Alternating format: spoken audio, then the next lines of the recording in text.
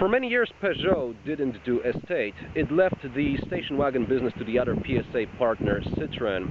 Peugeot focused on mid-size sedans for mid-level management. But now with the new flagship 508, it has the station wagon, and it's even got a four-wheel drive version, and it's a hybrid.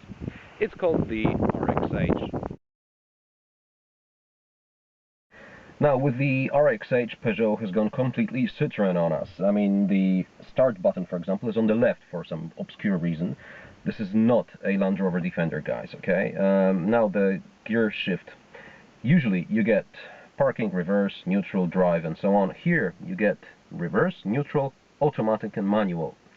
Now, you have to park the car in neutral, which is kind of weird. Then the electric parking brake does the stopping bit for you. To start the car, you have to be in neutral, press start, then you can switch into automatic, but usually you end up switching into manual, which is quite annoying, so you have to go back to automatic. In a normal hybrid car, you would get the electric motor and the combustion engine working somewhere in the front together to run the front axle. Here you get the diesel running the front and you got the electric in the back running the rear. As a result, you get four-wheel drive, which is nice, and the whole thing works seamlessly. I mean, you don't really notice when things switch between front, rear, four-wheel drive, unless of course you watch this kind of Prius-like display here. You've got 4 modes that you can work in. There is the auto mode, which you start in. There is the sports mode, and there is the zero emission vehicle mode. You can drive on pure electric for up to 4 kilometers, and then there is the four-wheel drive, which I shall use now because we're in a kind of rough terrain.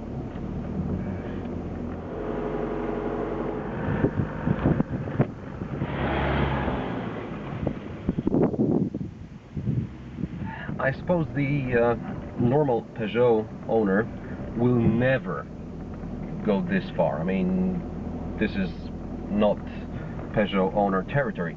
However, in winter, when it's, you know, snow, slush, rain, I suppose it might be nice to have this kind of feeling of security that you will actually be okay.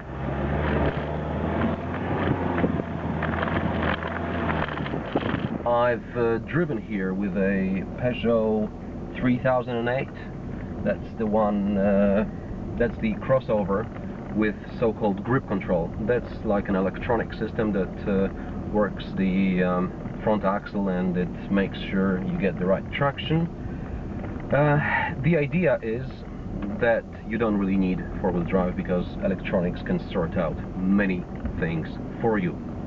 However, with the grip control, when I was turning here in the sand, I could feel the nose kind of diving in, and the car lacked the push from the back.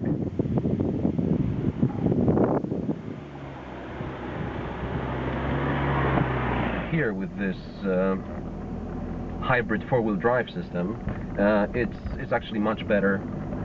I can feel this car will go further than a front-wheel drive car in rough terrain.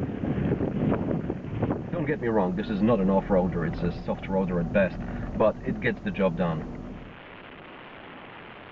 Now, the Peugeot 508 RXH is a pretty comfortable car. It's a great long-distance cruiser. On paper, it should be doing about 4 liters of diesel per 100 kilometers. That's about 58 mpg. In reality, it does 6.5 liters of diesel per 100 kilometers, which is about 36 mpg. Now, there are a couple of downsides to this car. One of them is that the reaction to the gas pedal, it just takes ages. If you want to overtake, it's better if you switch in sport mode, then you get all the 200 horsepower instantaneously. It's great that Peugeot actually fitted some cup holders here, but I mean, this is BMW from 10 years ago. And there is no place to put my mobile phone, so I have to carry it on the passenger seat, which I can because there is no passenger at the moment. And then there is the boot. Batteries in hybrids add weight and take up precious cargo space. This car, because it's a hybrid, weighs 200 kilograms more than the standard diesel, and it has 100 liters less of cargo space. And then there's the ride. It's not particularly soft, but it's kind of wobbly. If you get a longer stretch of kind of rough surface, you can get seasick in here, and even behind the wheel.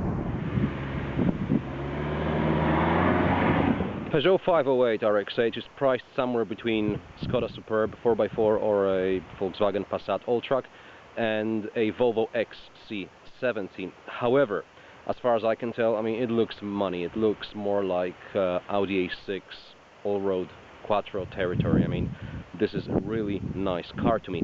Now, if money was no object, I would probably go for the soccer mom car of choice, which is Volvo XC70. However, if I were to choose between a Passat Alltrack and the RXH, I would go for the hybrid.